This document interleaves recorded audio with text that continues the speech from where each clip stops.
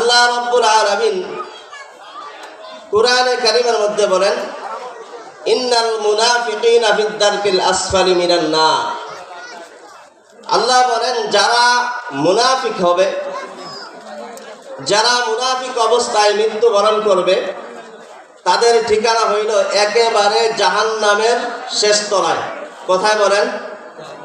জাহান্নামের শেষ বটার যেটা আছে, গভীরতার যেই জায়গায় বটার শেষ, এরপরে আর জাহান্নাম নাই, যেই জায়গায় তলা বলা হয়। আল্লাহ বলেন, যারা মুনাফিক হইয়া দুনিয়া থেকে মৃত্যুবরণ করবে, তাদের জায়গা হবে একেবারে জাহান্নামের শেষ বটারে। ইন্নাল মুনাফিকিনা ফিদ দারকিল আসফালি মিনান নার। আল্লাহ বলেন, যারা মুনাফিক হইয়া দুনিয়া থেকে আসবা, তোমরা যারা দুনিয়া থেকে মুনাফিকি করে আসবা, তাদের জায়গা হলো, তাদের ঠিকানা হলো একেবারে জাহান্নামের শেষ বটারে। প্রশ্ন হইল, জানার বিষয় হইল, মুনাফিক কারা? মুনাফিক কারা? আমাদের দেশে মুনাফিক আছে কিনা? আমাদের সমাজে মুনাফিক আছে কিনা? আল্লাহ রাসূল সাল্লাল্লাহু আলাইহি ওয়াসাল্লাম ওনার পবিত্র হাদিসে ইরশাদ করেন, আয়াতুল মুনাফিকিনা সালাসা। মুনাফিকদেরকে চিনার তিনটা আলামত রয়েছে। কয়টা বলেন? তিনটা আলামত রয়েছে। ইদা হাদ্দাসা কাযাবা। নবী বলেন, যখন কথা বলে, কথায় কথায় মিথ্যা কথা বলে।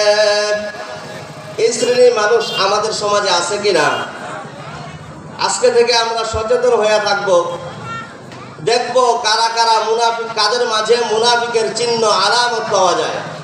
আল্লাহর নবী বলেন, আয়াতুল মুনাফিকিনা সালাসা ইদা হাদ্দাসা কাযাবা। মুনাফিকের এক নম্বর পরিচয় হইল, এক নম্বর চিহ্ন হইল, যখন কথা বলে কথায় কথায় মিথ্যা কথা বলে। কি বলে? মিথ্যা কথা বলে। যারা কথায় কথায় মিথ্যা কথা বলে, এদের মাঝে মুনাফিকের একটি আলামত পাওয়া যায়। দ্বিতীয় নম্বর হইল, ইদা ওয়াদা আখলাফা। যখন ওয়াদা দেয়, ওয়াদা দিয়া ওয়াদার বরখেলাফ করে। ওয়াদা দিয়া কি করে? ওয়াদার বরখেলাফ করে। ওয়াদা দিয়া ওয়াদা রাখে না। এই দ্বিতীয় নম্বর যে সিফতটা রয়েছে, দোষটা রয়েছে, পরে এটাও হইল মুনাফিকের একটা আলামত। মুনাফিকের এক নম্বর আলামত বলেছি, কথায় কথায় কি বলে বলেন? মিথ্যা কথা বলে। দ্বিতীয় নম্বরে ওয়াইদা ওয়াদা আখলাফা। যখন ওয়াদা করে, ওয়াদা ভঙ্গ করে, ওয়াদা বরখেলাফ করে, বলে এরাও মুনাফিকের আলামত এদের মাঝে রয়েছে। তৃতীয় নম্বরে আল্লাহর রাসূল বলেন, ওয়াইদা তুমিনা খান। আমানতের খেয়ানত করে। কি করে? আমানতের খেয়ানত করে।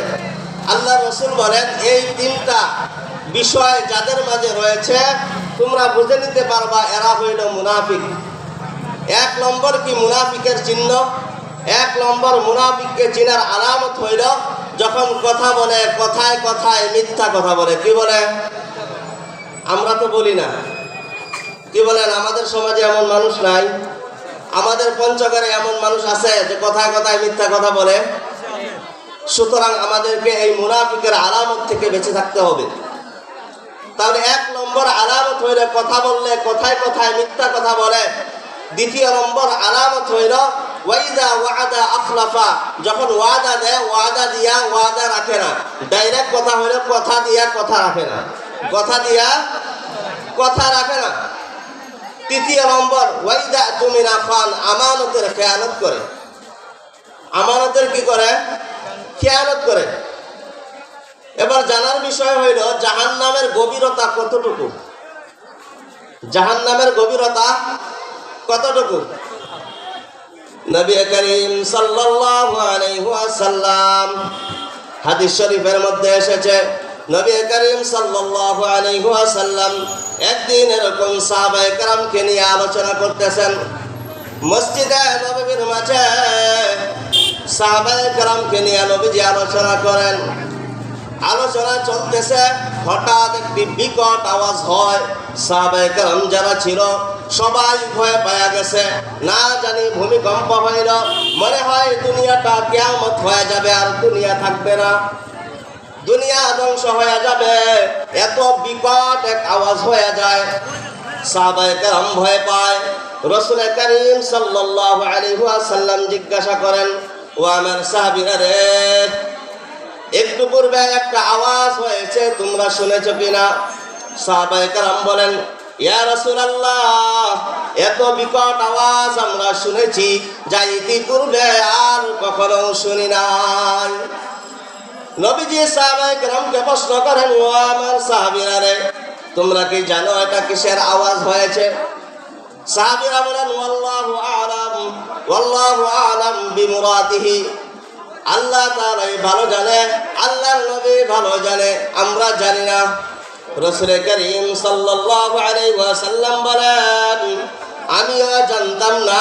এই মুহূর্তে জিবরাইল ফেরেশতা এসে আমাকে জানানো হইল, আমাকে জানাইল, বলে আল্লাহ রাব্বুল আলামিন যেই দিন জাহান্নামটা সৃষ্টি করেছিলেন, ওই দিন আল্লাহ রাব্বুল আলামিন জাহান্নামের উপর থেকে একটা পাথর ফালাইছে, একটা পাথরকে জাহান্নামের উপর থেকে ফালাইছে।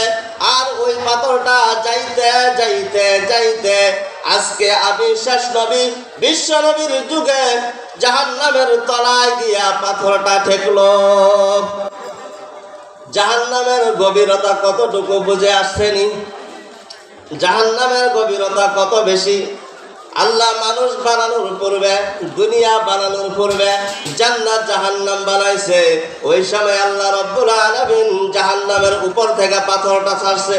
আর ওই পাথরটা বিশ্ব নবী, যেই নবীর পরে আর কোন নবী আসবে না দুনিয়াতে, যেই নবীর পরে আর নতুন ভাবে কোন নবী আসবে না, ওই নবীর যুগে ওই পাথরটা গিয়া জাহান্নামের শেষ বটারের মধ্যে ঢুকলো।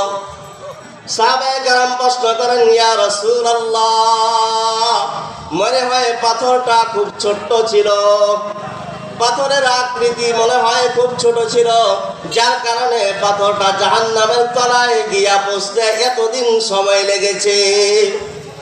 রাসূল করিম সাল্লাল্লাহু আলাইহি ওয়াসাল্লাম বলেন, হ্যাঁ পাথরটা ছোট ছিল, তবে কেমন আমি বলি। বলে পাথরটা এত ছোট ছিল যে 1000 আরবের শক্তিশালী যুবকে, 1000 আরবের শক্তিশালী যুবক যদি ওই পাথরটাকে উঠানোর চেষ্টা করে, তারপরে ওই 1000 শক্তিশালী যুবকে ওই পাথরটা উঠাইতে পারবে না। তাহলে পাথরটা 1 মণ 2 মণ 5 মণ 10 মণ হবে? বলেন, 1000 যুবকে যে পাথরটা উঠাইতে পারবে না। বলে এমন একটা পাথর আল্লাহ জাহান্নাম বানানোর পরে জাহান্নামের উপর থেকে ছাড়ছে। আর ওই পাথরটা জাহান্নামের একেবারে শেষ বটারে কখন গিয়া ঠেকছে? যখন দুনিয়ার হায়াত শেষের দিকে, পৃথিবীর হায়াত শেষের দিকে, শেষ নবীর জমানা। শেষ নবীর জমানা মানে এটা কিয়ামতের আলামত। কি বলেন? কিয়ামতের আলামত। শেষ নবীর যুগে আল্লাহ রাব্বুল আলামিন ওই পাথরটাকে ওই জায়গায় পৌঁছাইলেন। তাহলে জাহান্নামের গভীরতা কত বেশি আমাদের এই হাদিস থেকে স্পষ্ট বোঝা গেছে। কথা বলেন তো, ওই গভীর জাহান্নামের একেবারে শেষ বটারে কারা যাবে? আল্লাহ রাসূল ওই কথাটাই বলেন, আল্লাহ তাআলা ওই কথাই বলেন যে ইন্নাল মুনাফিকিনা ফিদ-দারকিল আসফালি মিনান নার। বলে মুনাফিক যারা, মুনাফিকি করে যারা কথা বলে কথায় কথায় মিথ্যা কথা বলে, অথবা ওয়াদা দিয়া ওয়াদা রাখে না, অথবা আমানতের খেয়ানত করে, এই সমস্ত ব্যক্তিরাই জাহান্নামের শেষ বটারে থাকবে। কোথায় থাকবে? সুতরাং আমি বলবো পঞ্চগড়ের মুসলমানকে, সারা বিশ্বের মুসলমানদেরকে বলবো, অন্তত এই 3টা কাজ থেকে আমাদের বিরত থাকতে হবে। কথা বলবো, কথায় মিথ্যা কথা বলবো, হবে না। মুসলমানের কথা এমন নয় যে কথা হবে, কথা মিথ্যা কথা হবে, এমন কথা মুসলমানের হইতে পারে না। কথা বলেন ঠিক কিনা? আল্লাহ রাসূল সাল্লাল্লাহু আলাইহি ওয়াসাল্লাম বলেন, সায়াতিজ জামান আলা উম্মতি মুহাম্মদ ইউহিব্বুনাল খামস ওয়া ইয়ানসাউনাল খামস।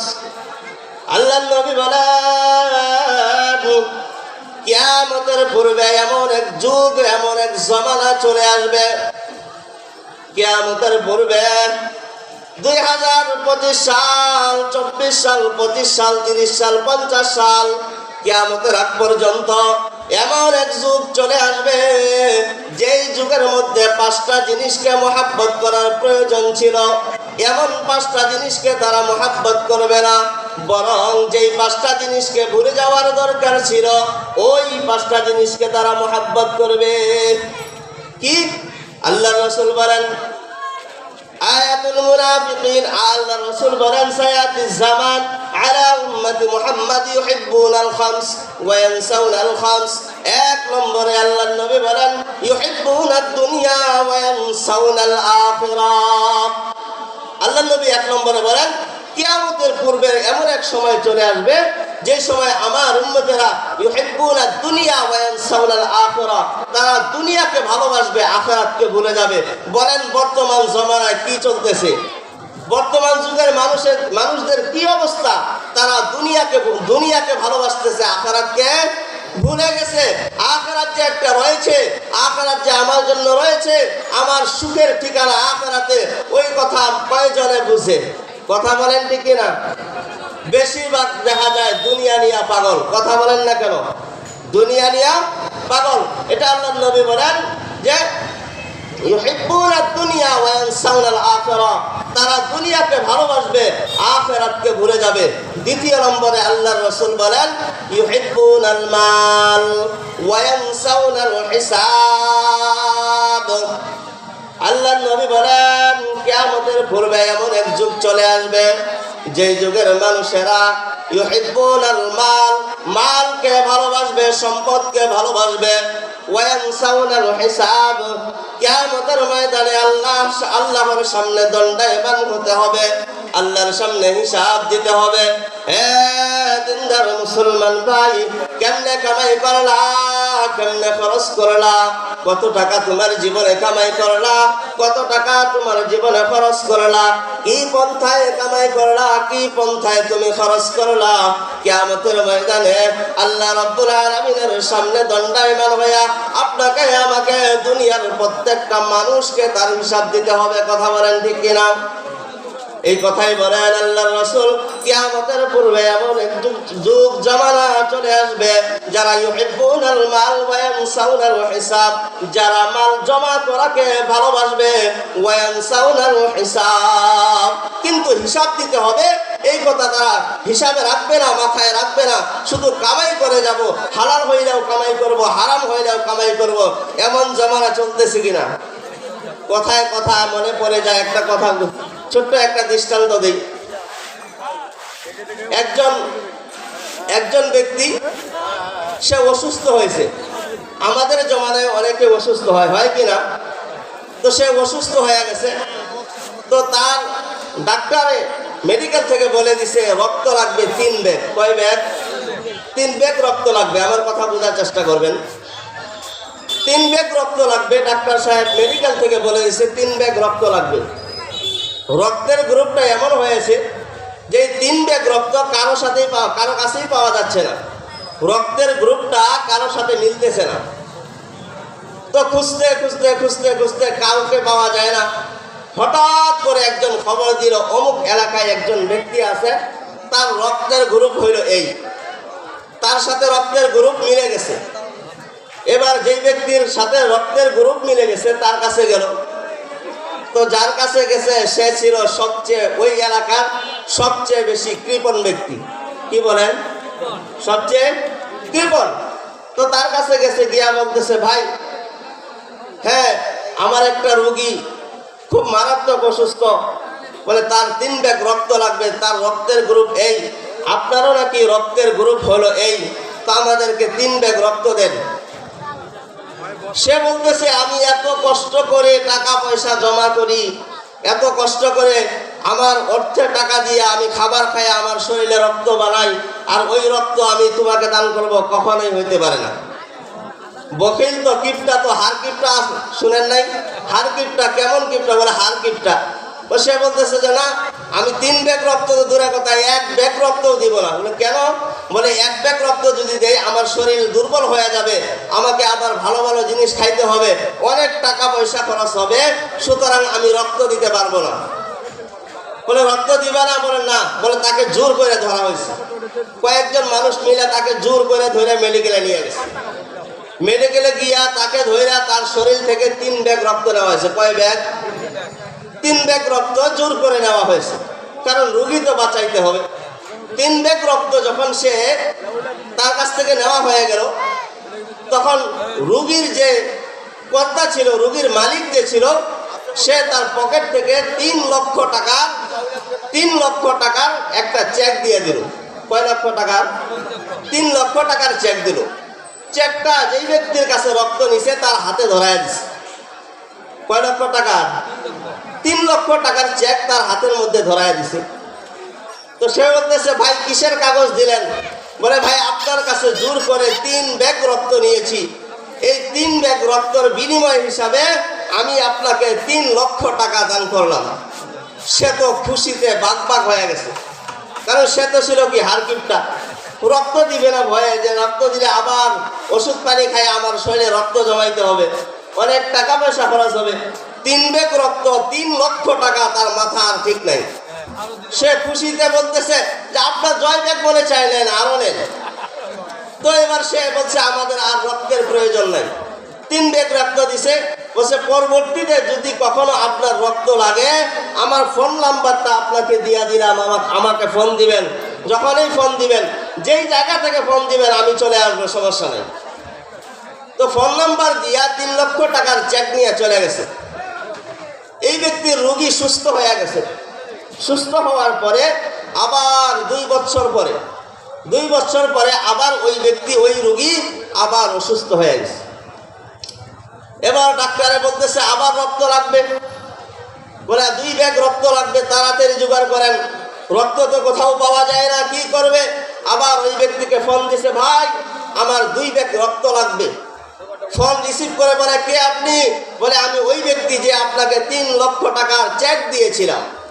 তো সে বলতেছে, হ্যাঁ ভাই আপনি কোথায় আছেন আমারে বলেন, আমি আপনার ওই জায়গায় চলে যাচ্ছি, কখন আসতে হবে এখনই বলেন আমাকে। বলছে বেশি দূরে আসতে হবে না, পঞ্চগড় মেডিকেলে আসেনতেই হবে। তো সাথে সাথে ওই ব্যক্তি ফোন কাটা দিয়া রক্ত দেওয়ার জন্য দৌড়ায় আসছে পঞ্চগড় মেডিকেলে। কোথায়? পঞ্চগড় মেডিকেলে রক্ত দেওয়ার জন্য দৌড়ায় আসছে। কিসের লোভে বলেন? কিসের লোভে? টাকার লোভে। তো সে আসে বলতেছে, ডাক্তার সাহেব তাড়াতাড়ি আমার রক্ত নেন। ওনারা 2 ব্যাগ বলছে, আপনি প্রয়োজনে 3 ব্যাগ নেন, তাও কোনো সমস্যা নেই। তো ডাক্তার সাহেব বলছে, না 2 ব্যাগ রক্তের প্রয়োজন, আমরা 2 ব্যাগ রক্ত নিব। 2 ব্যাগ রক্ত নেওয়ার পরে আশায় আছে, অপেক্ষায় আছে, আবার তো চেক ধরাইয়া দিবে। কি ধরাইয়া দিবে? চেক ধরাইয়া দিবে। তো এবার রোগীর মালিক যে, সে তার পকেট থেকে 2 টাকা দামের নোট, 2 টাকা মানের নোট 5টা একসাথে জড়াইয়া পল্টাইয়া তার হাতে ধরাইয়া দিছে। 2 টাকা দামের নোট 5টা কত হয়? 10 টাকা হয়। তো 10 টাকা ধরাইয়া দিছে। তো সে বলতেছে, ভাই আপনার কি মাথা খারাপ হয়ে গেছে না? তখন 3 ব্যাগ রক্ত দিলাম, আপনি আমাকে 3 লক্ষ টাকা দিয়েছেন, আর এবার 2 লক্ষ টাকা দিলাম, কমপক্ষে 2 লাখ না দিলেও তো 1.5 লাখ দেওয়ার কথা। কত দেওয়ার কথা? 1.5 লাখ দেওয়ার কথা, আপনি একবারে 10টা টাকা দিলেন। বলে, ভাই আমি তো ভালোই ছিলাম, আমার রক্ত ভালো ছিল, আমার মন ভালো ছিল, কিন্তু তুমি যে হারকিপটা হওয়ার কারণে, তোমার রক্তটা এবার আমার রোগীর শরীরে যাওয়ার কারণে, বলে আমার পরিবারে ঢোকার কারণে, তোমার রক্তের তাসিরে, তোমার রক্তের কারণে এখন আমিও তোমার মতো হারকিপটা হয়ে গেছি। কি হয়েছি? ওইটাই আল্লাহর রাসূল বলেন, ইউহিব্বুনাল মাল ওয়া ইয়ানসাউনাল হিসাব। দুনিয়াতে শুধু মাল কামাই করাকে ভালোবাসবে, হালাল কোনটা দেখবে না, হারাম কোনটা দেখবে না। হালাল হারাম বুঝি না, দিন হোক রাত হোক সময় নাই, শুধু টাকা চাই, টাকা চাই, শুধু মাল চাই, মাল ছাড়া কোনো কিছু হবে না। সুতরাং শুধু মাল চাই। আল্লাহর রাসূল বলেন, কিয়ামতের পূর্বে এমন একটা যুগ জামানা চলে আসবে, ইউহিব্বুনাল মাল ওয়া ইয়ানসাউনাল হিসাব। তারা শুধু মাল জমা করাকে পছন্দ করবে, কিয়ামতের ময়দানে হিসাব দিতে হবে, ওই কথা তারা ভুলে যাবে। কথা বলেন ঠিক কিনা? বর্তমানে আমাদের সমাজে এমন আছে কিনা? আমাদের সমাজে এমন মানুষ আছে কিনা? কথা বলেন। দ্বিতীয় নম্বরে আল্লাহর রাসূল বলেন, ইউহিব্বুনাল কুসুর ওয়া ইয়ানসাউনাল কুবুর। এমন মানুষ দুনিয়াতে চলে আসবে, ইউহিব্বুনাল কুসুর ওয়া ইয়ানসাউনাল কুবুর, যারা দুনিয়ার মাঝে কুসুর, কাসরুন এর বহু বচন বিল্ডিং সমূহ, যারা দুনিয়াতে বিল্ডিং বানাইতে ভালোবাসবে। একতারা কেউ যদি বিল্ডিং দিয়া দেয়, তার মনের স্বপ্ন হবে কেমনে আমি 2 তালা দিতে পারি। যখন 2 তালা দিবে তখন তার স্বপ্ন হইল 3 তালা কেমনে দিতে পারি। একটা বিল্ডিং দিছে না, মনের সান্ত্বনা হয় না আরেকটা বিল্ডিং কেমনে দিতে পারি, 2টা বিল্ডিং কেমনে দিতে পারি।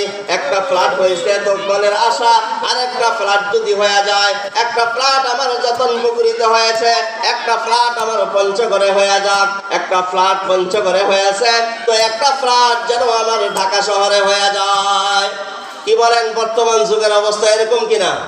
আল্লাহ রাসূল ওটাই বলেন, ইউহিব্বুনাল কুসুর, তারা দুনিয়ার বিল্ডিং সমূহকে ভালোবাসবে, বিল্ডিং বানাইতে ভালোবাসবে।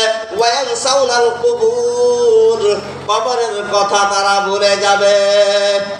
কিসের কথা ভুলে যাবে? কবরের কথা তারা ভুলে যাবে। কবরে যে আমাদের যাইতে হবে, আমরা কি কেউ কবরে যাব না? কথা বলেন, আমরা কবরে যাব কিনা? যাব। আমাদের কবরে যাইতে হবে, এটাই চিরসত্য। কবর ছাড়া আমাদের কোনো উপায় নাই। কবরে আমাদের প্রত্যেককে যাইতে হবে। সুতরাং কবরের প্রস্তুতি আমাদেরকে নিয়ে যাইতে হবে। কবরের প্রস্তুতি না নিয়া যারাই আমরা কবরে যাব প্রত্যেকেই ধোঁকা খায়া যাব। আল্লাহর রাসূল বলেন, দুনিয়া থেকেই তুমি কবরের প্রস্তুতি নিয়ে আসো। কবরে আসার পরে ওই প্রস্তুতি নেওয়ার আর সুযোগ নাই। 3টা বললাম। 1 নম্বরে ইউহিব্বুনাদ দুনিয়া ওয়া ইয়ানসাউনাল আখিরাহ, দুনিয়াকে ভালোবাসবে, আখিরাতকে ভুলে যাবে। এটা হবে না। আখিরাতকে ভালোবাসতে হবে, দুনিয়াকে ভুলে যাইতে হবে। ইউহিব্বুনাল মাল ওয়া ইয়ানসাউনাল হিসাব।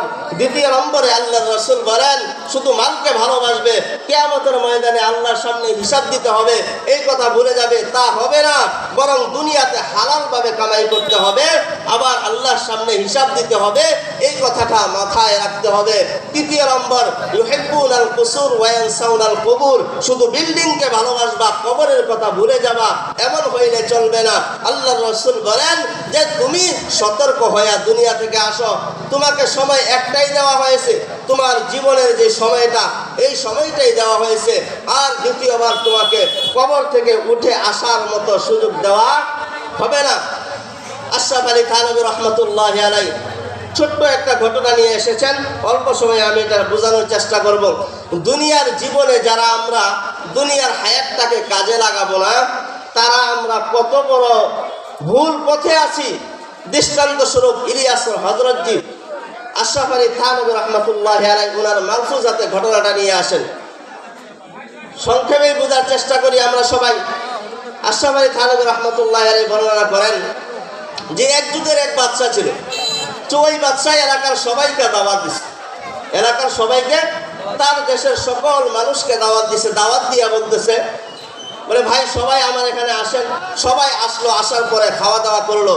সবাই মনোযোগ দিয়ে শুনবেন, যারা শুনতেছেন, অল্প সময় শেষ করে দিব।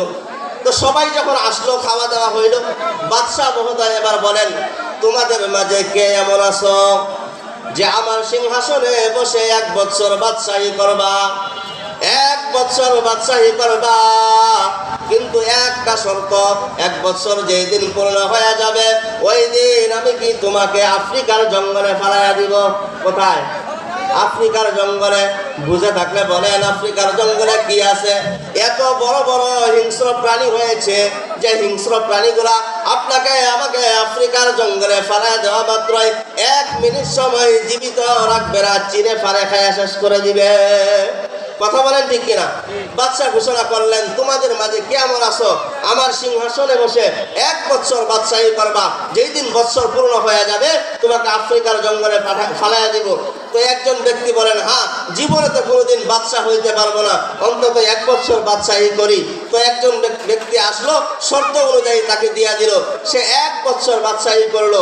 যেই দিন বৎসর পূর্ণ হয়ে গেল, পূর্বের বাদশা তাকে ধরে আফ্রিকার জঙ্গলে ফালাইয়া দিল, শেষ। দ্বিতীয় নম্বরে আবার ঘোষণা করেন, তোমাদের মাঝে কেমন রয়েছে, আমার সিংহাসনে বসে বাদশাহী করবা 1 বছর, কিন্তু শর্ত আগেরটাই, যেই দিন বছর পূর্ণ হয়ে যাবে ওই দিন তোমাকে আমি আফ্রিকার জঙ্গলে ফালাইয়া দিব। তো দ্বিতীয় ব্যক্তি আরেকজন আসলো, সেও 1 বছর বাদশাহী করলো। এরকম ভাবে একের পর এক, এদিকে মেহরবানি করে মনোযোগ দেই, এদিকে মেহরবানি করে মনোযোগ দেই, একের পর এক করতে করতে এরকম ভাবে 10 জন পার হয়ে গেল, 10 বছর। 11 নম্বর সিরিয়ালে বাদশা ডাক দিয়া বলেন, কেউ কি আছো আমার সিংহাসনে বসে 1 বছর বাদশাহী করবা, কিন্তু শর্ত ওইটাই, যেই দিন বছর পূর্ণ হয়ে যাবে তোমাকে আমি আফ্রিকার জঙ্গলের মধ্যে ফালাইয়া দিব। 11 নম্বর ব্যক্তি বলেন, হ্যাঁ আমি ইচ্ছুক 1 বছর বাদশাহী করতে, আপনার শর্ত আমার ভালো করে জানা আছে। বলে কি শর্ত? বলে শর্ত হইল যেই দিন বছর পূর্ণ হয়ে যাবে ওই দিন আপনি আমাকে আফ্রিকার জঙ্গলে ফালাইয়া দিবেন। বলে আমি আপনার শর্তে রাজি আছি, তবে 1 বছর বাদশাহী করতে চাই। 11 নম্বরের সিরিয়ালের ব্যক্তিটা এবার বাদশার সিংহাসনের মধ্যে বসলো, বসার পরে বলেন, এবার এখন থেকে নিয়ে 1 বছর পর্যন্ত এই রাজ্যের সকল ক্ষমতার মালিক আমি এখন এই দেশের বাদশা, 1 বছর যাবৎ বাদশাহী করব। প্রথম কাজ হইল, এই দেশের যত প্রশাসন রয়েছে, এই দেশের যত আর্মি বিটিআর সেনাবাহিনী রয়েছে, সকলকে আদেশ করলেন আফ্রিকার জঙ্গল যেটা রয়েছে, আফ্রিকার জঙ্গলটা কেটে পরিষ্কার বানাও। কি বানাবে? আফ্রিকার জঙ্গল কেটে পরিষ্কার বানাও। নতুন বাদশার আদেশ অনুযায়ী আফ্রিকার জঙ্গলটা কেটে পরিষ্কার করা হইল।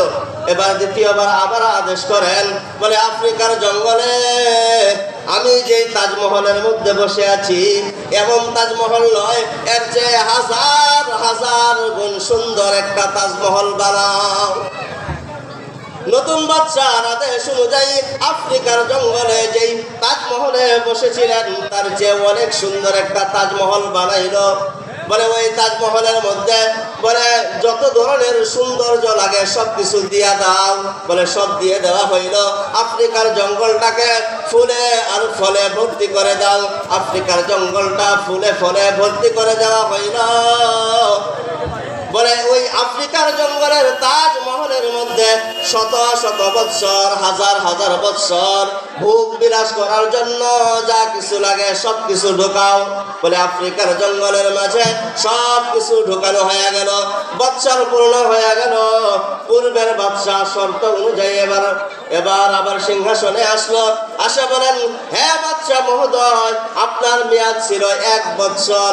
1 বৎসর যেই দিন পূর্ণ হয়ে যাবে শর্ত ছিল আপনাকে আফ্রিকার জঙ্গলের মধ্যে ফালাইয়া দিব। সুতরাং বৎসর পূর্ণ হয়ে গেছে, এবার শর্ত পূরণ করার সময় শর্ত ছিল আফ্রিকার জঙ্গলে কি করবে? ফালাইয়া দেওয়া হবে। বৎসর পূর্ণ হয়ে গেছে। আমার কথা যদি আপনারা বুঝে থাকেন তাহলে এবার উত্তর দিবেন। বলেন তো, পুরাতন বাদশা নতুন বাদশাকে যদি আফ্রিকার জঙ্গলে ফালায়, ওটাকে আফ্রিকার জঙ্গল না দুনিয়ার জান্নাত হয়ে গেছে? দুনিয়ার জান্নাত হয়ে গেছে। আফ্রিকার জঙ্গলে এখন গেলে তার কোনো কষ্ট নাই, এখন তার কোনো ব্যথা নাই। কারণ এই তাজমহলে বাদশার সিংহাসনে যত আরাম ছিল, যত শান্তি ছিল, তার চেয়ে কোটি কোটি গুণ বেশি শান্তি এখন আফ্রিকার জঙ্গলে। জানার বিষয় হইল, বুঝার বিষয় হইল। ঘটনাটা কেন বললাম রে বাবারা, ও আমার যুবক ভাই ও বন্ধুগণ, আমি ঘটনাটা বলার একটাই কারণ হইল যে দুনিয়াতে আমরা যারা আমাদের হায়াতকে কাজে লাগাবো না, আমাদের অবস্থাও হবে 1 থেকে 10 নম্বর সিরিয়ালের ব্যক্তিদের মতো। আর 11 নম্বর সিরিয়ালের ব্যক্তি 1 বছর সময় পাইছিল। 1 বছর সময়টা সে কাজে লাগানোর কারণে 1 বছর যখন পূর্ণ হয়ে গেছে, তারপর থেকে তার সুখের ঠিকানা শুরু হয়ে গেছে। ঠিক তদ্রুপ আমরাও যদি আমাদের দুনিয়ার 100 বছরের 60-70 বছরের হায়াতটাকে যারা কাজে লাগাবো, আমাদের দুনিয়া থেকে যাইতে দেরি হবে, আখিরাতে আমাদের সুখ শান্তির অভাব হবে না। কথা বলেন ঠিক কিনা? আল্লাহ রাব্বুল আলামিন, অল্প কিছু কথা বললাম, আল্লাহ তাআলা আমাদের প্রত্যেককে আমল করার তৌফিক দান করেন।